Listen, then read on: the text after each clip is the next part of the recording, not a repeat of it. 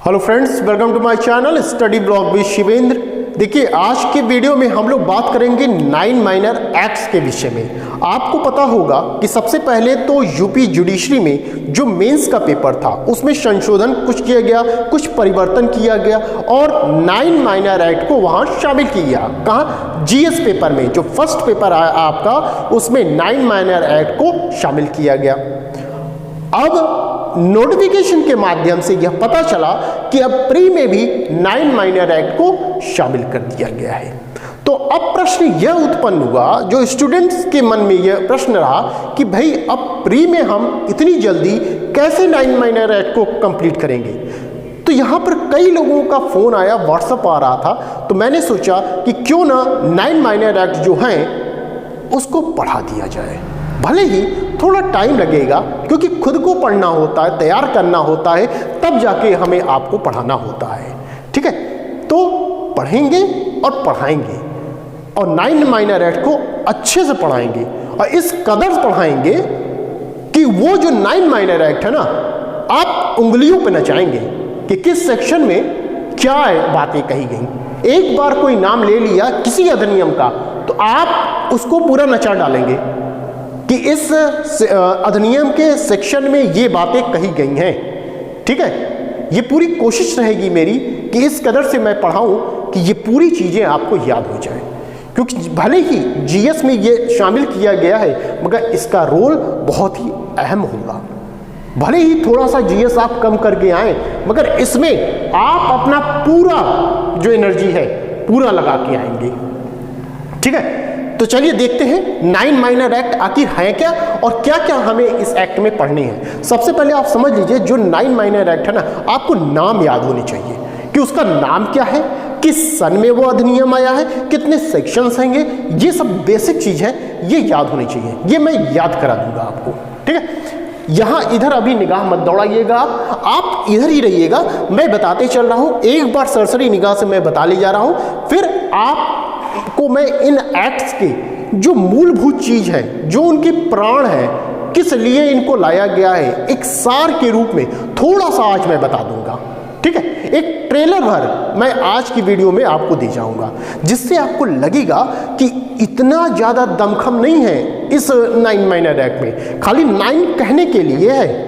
आप बैठ जाएंगे तो एक दिन में 1 से 2 एक्ट आराम से निपटा देंगे, मैं बता रहा हूं। चलिए देखते हैं। फर्स्ट है दिव्यांगजन अधिकार अधिनियम 2016। नाम याद रहे, इंग्लिश वाले हैं तो हो सकता है थोड़ी सी प्रॉब्लम हो, क्योंकि मुझे इंग्लिश और हिंदी लिखने में काफ़ी टाइम चला जाता, तो इंग्लिश वाले एक बार देख लेंगे अपना, ये सन से आप मिला लीजिएगा। ठीक है, इंग्लिश वाले, हिंदी वाले सुनते रहे। दिव्यांगजन अधिकार अधिनियम 2016। सेकेंड, माता पिता और वरिष्ठ नागरिकों का भरण पोषण तथा कल्याण अधिनियम 2007। थर्ड है दहेज प्रतिषेध अधिनियम 1961 एंड फोर्थ घरेलू हिंसा से महिला संरक्षण अधिनियम 2005। फिफ्थ है महिलाओं का कार्यस्थल पर लैंगिक उत्पीड़न 2013। नेक्स्ट है गर्भधारण पूर्व और प्रसव पूर्व निदान तकनीक अधिनियम 1994। नेक्स्ट है गर्भ का चिकित्सीय समापन अधिनियम 1971 एंड नेक्स्ट है स्त्री अशिष्ट रूपण प्रतिषेध अधिनियम 1986 एंड लास्ट है लैंगिक अपराधों से बालकों का संरक्षण अधिनियम 2012। अब इन एक्ट्स के में आखिर क्या क्या बनाया गया है, कुछ क्यों बनाया गया है, थोड़ा सा मैं आपको बताते चल रहा हूं, जल्दी से मैं बता के खत्म करता हूं। दिव्यांगजन अधिकार अधिनियम 2016, किसके अधिकार? यहां जो बताया जा रहा है ये किसके अधिकार? ये इनके अधिकार। किसके? दिव्यांगजन के अधिकार।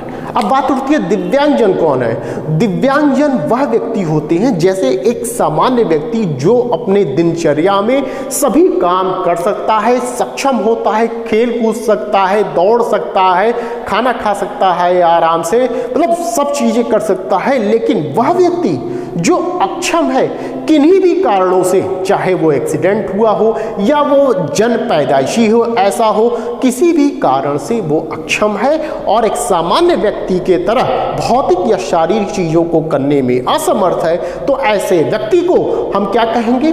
दिव्यांगजन व्यक्ति। जैसे आपने देखा होगा कि व्हील चेयर पे कोई व्यक्ति रहता है, उसको ले जाया जाता है, पैर से वो उठने में असमर्थ है, अक्षम है, नहीं चल सकता, नहीं आपके तरह दौड़ सकता, नहीं आपके तरह खेल कूद सकता, तो वो क्या कहलाएगा?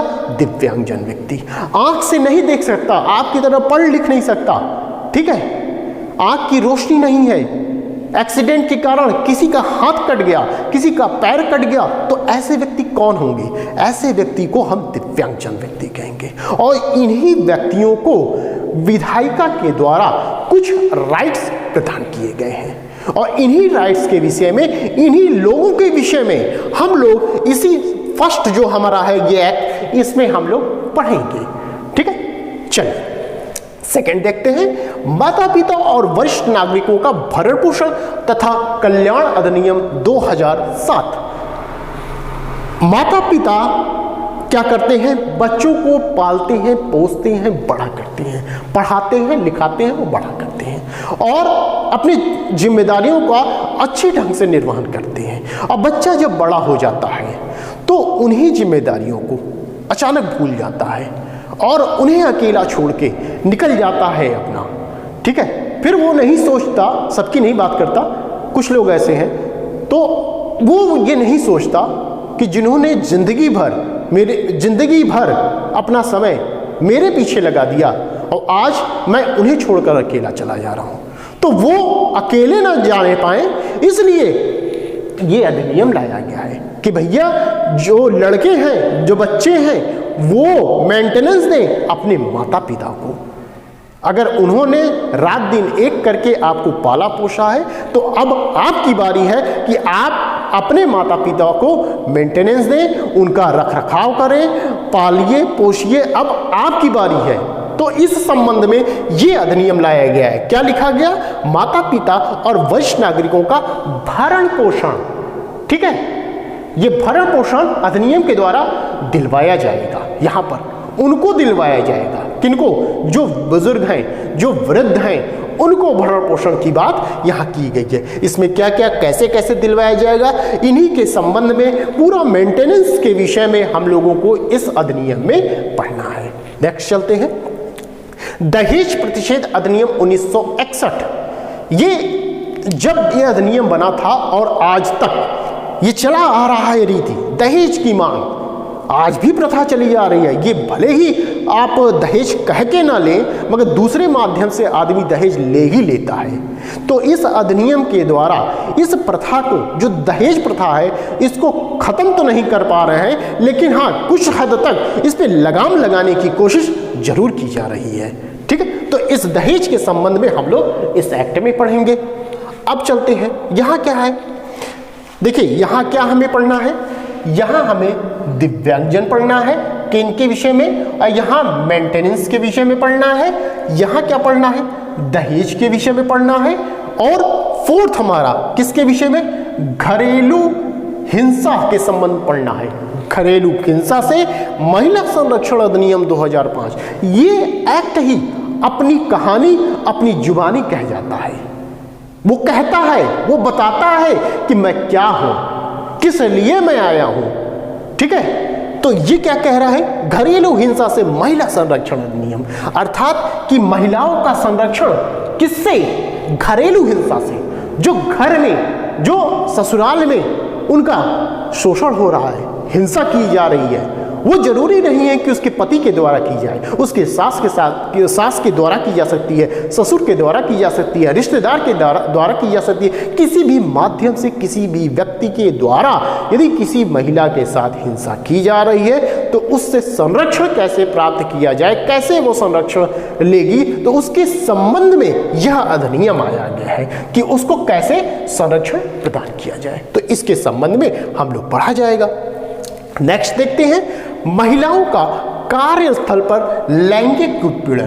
कार्यस्थल पर लैंगिक उत्पीड़न, महिलाएं आज के दौर में सिर्फ घर तक नहीं सीमित है, उन्हें अपने कामकाज के लिए बाहर भी निकलना पड़ता है। आज महिलाएं जो हैं वो पुरुषों से कंधा मिलाकर चल रही हैं। सिर्फ पुरुष ही नहीं कमा रहे हैं बल्कि महिलाएं भी कमा रही हैं, लेकिन महिलाओं को वहां भी ठीक ढंग से रहने नहीं दिया जा रहा है, वहां भी उनका उत्पीड़न किया जा रहा है। कैसा? लैंगिक उत्पीड़न किया जा रहा है। तो इस उत्पीड़न को रोकने के लिए ये अधिनियम ले आया गया है, तो इसके संबंध में भी हम लोग पढ़ा जाएगा। नेक्स्ट है गर्भधारण पूर्व और प्रसव पूर्व निदान तकनीक अधिनियम।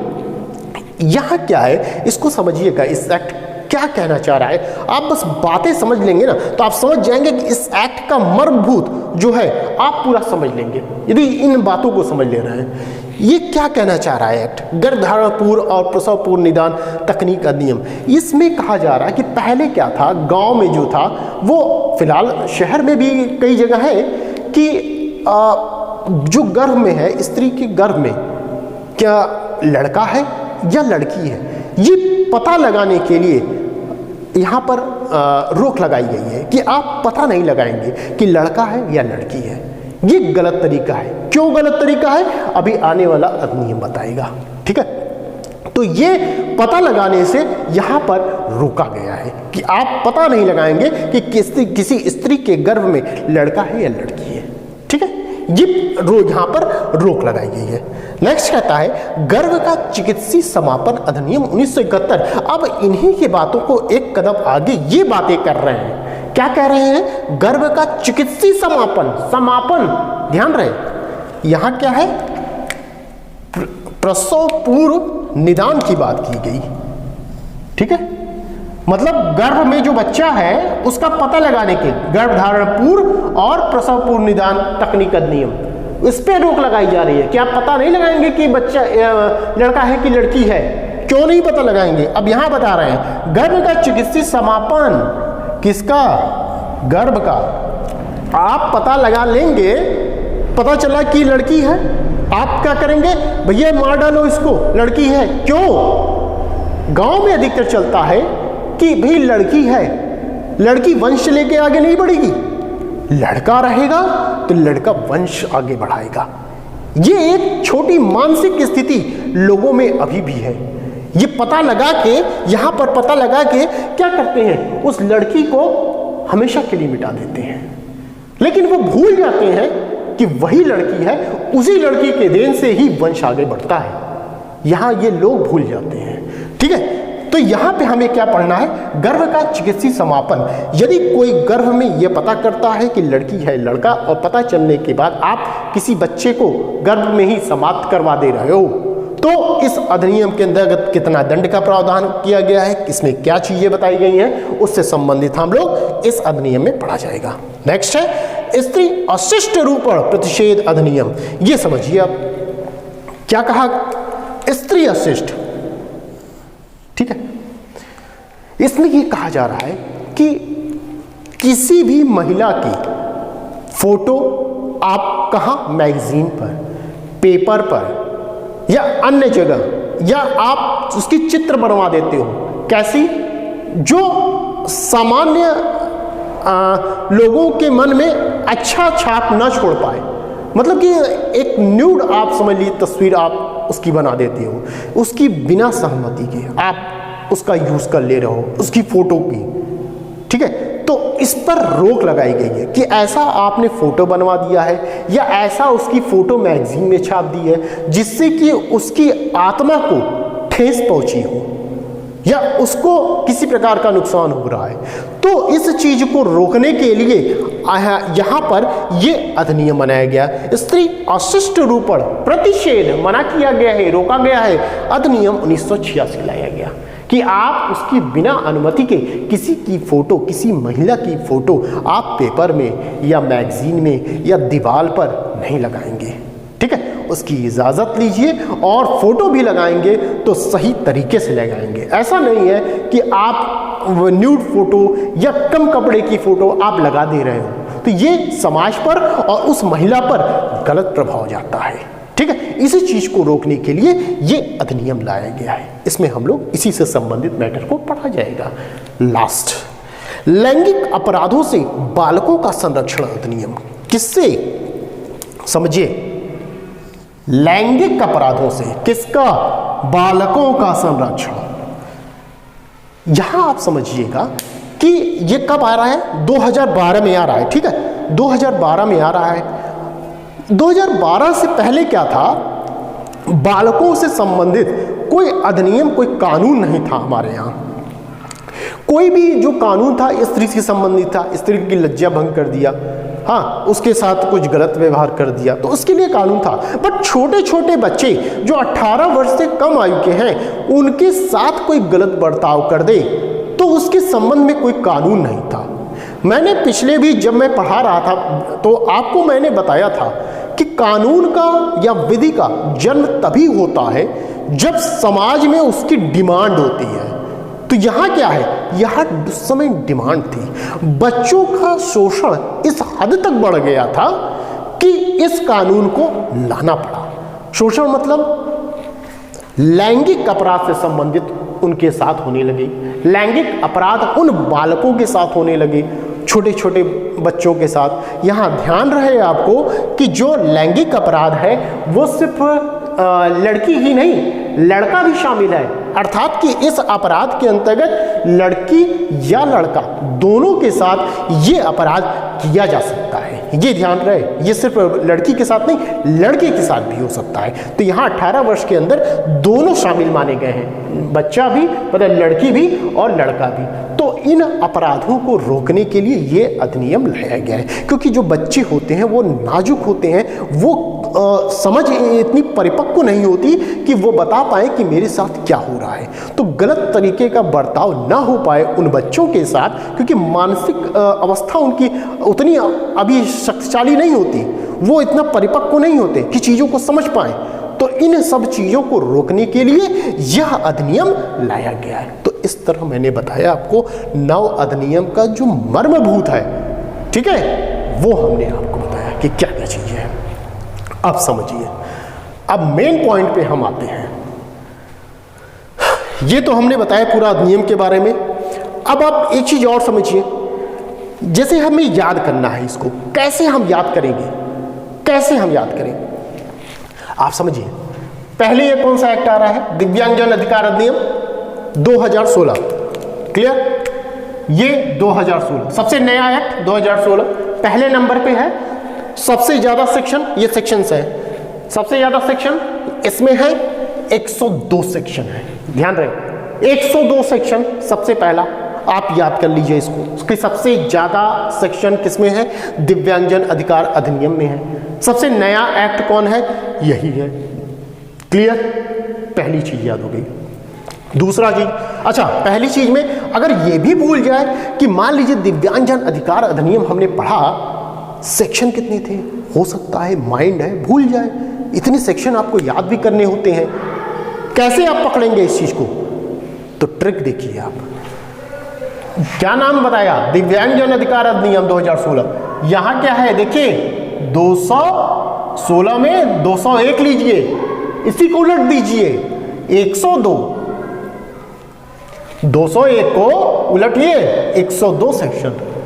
तो इस अधिनियम का जब ये आ जाए सन, तो इस सन में 201 को 102 आप कर देंगे तो आपको टोटल मिल जाएंगे सेक्शन कितने हैं इस अधिनियम में। क्लियर? अब आइए, सबसे कम सेक्शन किसमें है? इन सब में अगर सबसे कम सेक्शन पूछा जाए तो किसमें है?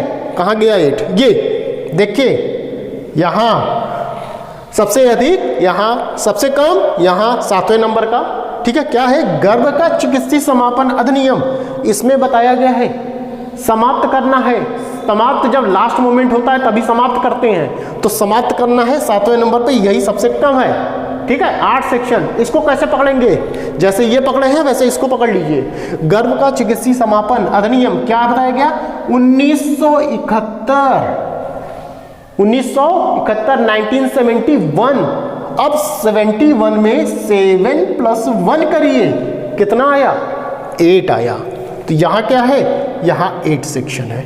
तो ये अधिनियम है, इसका खाली 7 और 1 ले लीजिए, इसको ऐड कर दीजिए, क्या हो गया? 8 हो गया। ठीक है, समझ गए बात? यहाँ क्या था पहले वाले में 2016 में 201 था, इसको उलट दीजिए 102 हो गया। यहाँ सातवें में क्या है कि 1971 है, यहाँ 71 71 ले लीजिए लास्ट वाला, इसको आप ऐड कर दीजिए 718 हो गया। क्लियर। अब देखिए जब भी आप पढ़ेंगे तो ये ले लीजिए 1 2 3 4, ये 4 एक्ट साथ में ले लीजिए। कैसे लेंगे देखिए, याद करने का टेक्निक मैं बता रहा हूं। पहले क्या होता है, लड़की से लीजिए क्योंकि महिलाओं से ही संबंधित ये एक्ट हैं लगभग। लड़की क्या होती है, महिला क्या होती है, पहले घर पर होती है, माता पिता का भरण पोषण करती है। समझिए मैं क्या कहना चाह रहा हूँ, महिला है, एक कहानी बना लीजिए अपने मन में, महिला है पहले क्या की, अपने माता पिता का भरण पोषण उसने किया। क्लियर। पहले नंबर पे यहाँ पे आ गया, माता पिता का भरण पोषण किया। भरण पोषण के बाद अब उसकी उम्र हुई शादी विवाह की, उसका विवाह हुआ। विवाह में क्या हुआ, दहेज मांगा गया। ठीक है, दहेज मांगा गया। सेकंड नंबर पे दहेज आ गया, दहेज मांगा गया, दहेज दे नहीं दिए, कुछ कम दिए, तो जब गई वो अपने ससुराल में तो उसके साथ क्या हुई, घरेलू हिंसा होने लगी। क्या होने लगा, घरेलू हिंसा। तो थर्ड नंबर पे क्या आ गया, घरेलू हिंसा। क्लियर। बना रहे हैं, कहानी बन रही है। लड़की थी, अपने पिता माता का क्या करती थी, भरण पोषण करती थी। फिर उसके बाद शादी की विवाह का उम्र हुआ, शादी हुई, उसमें दहेज की डिमांड की गई। नेक्स्ट आ गया दहेज। ठीक है, उसके पिता ने मना कर दिया कि नहीं हम दहेज नहीं देंगे। ठीक है, तो उसके साथ क्या हुआ, घरेलू हिंसा होने लगा। थर्ड नंबर पे घरेलू हिंसा होने लगा उस महिला के साथ। फिर क्या हुआ, अब चूंकि घरेलू हिंसा होने लगा, इतना प्रताड़ित किया जाने लगा, तो वो बाहर निकली कुछ कमाने के लिए, काम धंधा करने के लिए, कि मैं भी अपने पैर पे खड़ी होंगी। तो क्या हुआ, यहाँ पे कार्यस्थल पर गई। ठीक है, वहां भी वो उसको चैन नहीं मिला, वहां भी उसके साथ क्या हुआ, उत्पीड़न होने लगा। कैसा उत्पीड़न, लैंगिक उत्पीड़न होने लगा। क्लियर। ये कहानी बन गई 4 1 2 3 4, मतलब 2 3 4 5, ये इतने एक साथ आप पढ़ लीजिए। महिला थी, भरण पोषण करती थी पिता का, माता पिता का, शादी की विवाह हुई, दहेज की डिमांड हुआ, मना किया पिता ने। फिर क्या हुआ, जब ससुराल पक्ष में गई तो उसके साथ घरेलू हिंसा हुई। घरेलू हिंसा हुई तो उसने सोचा कि अब हमें कमाना चाहिए, अपने पैर पे खड़ा होना चाहिए, बाहर निकली, गई कमाने। उसके साथ क्या हुआ, उस ऑफिस या जहां भी कमाने उस कार्यस्थल पर क्या हुआ, लैंगिक उत्पीड़न हुआ, वहां भी वो सेफ नहीं रही। ठीक है, ये एक साथ आप लगा लीजिए याद करने के लिए। अब आइए दो साथ पढ़िए, गर्भधारण पूर्व और प्रसव पूर्व निदान तकनीक अधिनियम, ये और ये गर्भ का चिकित्सीय समापन अधिनियम 1971, ये दोनों एक साथ 6 नंबर और 7 नंबर, ये दोनों साथ में पढ़िए। ठीक है, क्यों पढ़िए, यहां भी गर्भ है, यहां भी गर्भ है, दोनों में गर्भ है। यहां क्या होता है, पहले चेकअप होता है कि पहले पता करते हैं कि भैया लड़का है कि लड़की है। समझ रहे हैं, 1994 में आया है ये सेक्शन, अरे सॉरी अधिनियम 1994। इसके बाद आगे चलते 1971 में ये वाला आ रहा है। तो इसमें क्या करते हैं, 6वें वाले एक्ट में इसमें पता करते हैं कि भैया लड़का है कि लड़की है। ये पता किया, पता चला तो 7वें में क्या किया, समाप्त कर दो, उसे समाप्त कर दिया। ठीक है, क्लियर। तो दोनों एक साथ पढ़िए, ये पहले 6वें नंबर पे रखिए, फिर उसके बाद ये 7वें नंबर पे रखिए। ये एक बोनस ले लीजिए आप। ठीक है, ये वाला अलग से आप ले लीजिए, स्त्री अशिष्ट रूपण और लैंगिक अपराधों से बालकों का संरक्षण। ठीक है, और इतना भी नहीं याद आएगा तो 2016 के बाद अब इसके पहले कौन सा था नया एक्ट जुड़ा है, तो नया ये जुड़ा है 2016। इसके पहले फिर ये आया 2012 का एक्ट है, ये इसको आप ऐसे याद कर लीजिए। इसी को क्या कहते हैं, इसी एक्ट को पॉक्सो एक्ट कहते हैं इसको। ठीक है, तो ये आपका मैंने बताया एक्ट के विषय में। अब मेन मुद्दे पे आते हैं हम लोग। ठीक है, मेन मुद्दा ये है हमारा कि देखिए पढ़ाना है हमको, 9 एक्ट पढ़ाना है। क्लासेस मैं स्टार्ट करूंगा जनवरी तक। ठीक है, जनवरी तक क्लासेस इसलिए स्टार्ट करूंगा कि मुझे भी थोड़ा सा टाइम चाहिए इन सब चीज़ों को पढ़ने के लिए। और सिर्फ पढ़ने के लिए नहीं मुझे चाहिए, मुझे ये भी चाहिए कि मैं आपको कैसे बताऊं। पढ़ने को तो मैं पढ़ लूंगा, ठीक है, 1 हफ्ते के अंदर ख़त्म कर दूंगा मैं पढ़ के, लेकिन मुझे ज़्यादा समय इसमें लगेगा कि मुझे आपको कैसे पढ़ाना है, कैसे आपको समझाना है कि आपके उंगलियों पे ये एक्ट आ जाए, और आएगा, गारंटी आएगा, किसी भी कीमत पे मैं लाऊंगा। ठीक है, तो ये कैसे पढ़ना है ये मैं बताऊंगा आपको। ठीक है, एक एक करके मैं एक्ट इसको जितना टाइम मिला है कोशिश करूंगा खत्म करने का, और जनवरी से स्टार्ट होगी। आप ये मत समझ के चलिएगा काफ़ी लेट हो जाएगा, कुछ लेट नहीं होगा। जो अभी मैं क्लास ले रहा हूँ उसको आप ज्वाइन करिए और पढ़िए चुपचाप। जो 9 से 10 पेपर लॉ वाले हैं वो बैच ज्वाइन करिए मेरा, वो पढ़िए आराम से, क्वेश्चन आंसर सॉल्व करिए, इसको आप छोड़े रहिए मेरे भरोसे। ठीक है, ना हो तो कुछ अपने आप भी पढ़ते रहिए आप, जब मैं पढ़ाऊंगा तब आप पढ़ लीजिएगा। अब रही बात आप मुझसे पढ़ेंगे कैसे, बैच कैसे ज्वाइन करेंगे, क्या फी होगी, सबसे बड़ी बात तो यही होगी। आपकी नज़र तो पहले यहीं गई होगी, जब मैं आया वीडियो स्टार्ट किया बोलना तो सबसे पहले नज़र तो यहीं गई होगी। जैसे ये मेनू नहीं होता, एक जब होटल में जाएं हम लोग तो एक मेनू, इतने रुपए इतने रुपए इतने, हाँ ये एक मेनू है आपका चार्ट, देख रहे होंगे कि सबसे महंगा तो यही है आइटम, बाकी सब तो सेम आइटम टोटल में ये। ठीक है, देखिए अब मैं बता रहा हूँ, पहला एक्ट जो है ये आपका 300 है। ठीक, बाकी जितने भी एक्ट हैं बचे 8 एक्ट, ये सब 200, ये एकदम नॉमिनल चार्ज रखा है मैंने, ना के बराबर। 200 मतलब कुछ नहीं, एक एक्ट पे 200 रुपये मतलब कुछ भी नहीं। आप समझ लीजिए 200 रुपये में क्या क्या खा के आप उड़ा देते हैं। ठीक है, तो आप अगर टोटल करेंगे, ध्यान रहे पहला 300 बाकी 200, सभी जो 8 हैं 200 हैं, टोटल मिला के समझिए ध्यान से, नहीं तो फोन करके आप परेशान करने लगेंगे मुझे। टोटल मिलाकर कितने हो गए, 1900 हो गए, 1900 होते हैं आपके, 1900 हम कहें इसे होते हैं टोटल मिला के। ठीक है, लेकिन ध्यान रहे जो आपको पता है कि नया वर्ष आ रहा है, नया साल आ रहा है, तो इस नए साल के उपलक्ष्य में मेरी तरफ से आपके लिए एक छूट रहेगी। क्या छूट रहेगी, ये जो 1900 है ये नहीं देना होगा, कितना देना होगा, 1500, ओनली 1500 आपको देना होगा। लेकिन कब तक आपको देना होगा, 20 दिसंबर के अंदर एडमिशन लेना है, 20 दिसंबर के अंदर। ठीक है, ये ध्यान रखिएगा, 20 दिसंबर के अंदर 1900 की जगह आपको 1500 देना है, लेकिन शर्त यह है कि 20 दिसंबर के अंदर आपको पूरे के पूरे पेपर्स को लेना है। ठीक है, यदि आप पूरा नहीं लेते हैं तो अलग अलग लेते हैं तो सभी आपकी फीस इतनी लगेंगी जितनी आपकी लिखी हुई है, ये ध्यान रहे आपको। ठीक है, तो ये आपका पूरा मैंने समझाया एक्ट के विषय में, पूरे 9 एक्ट हैं। ये आपकी फी है कितनी लगेगी, 1900 टोटल होती है, लेकिन नए साल के उपलक्ष्य में मैंने आपको 1500 रखा है।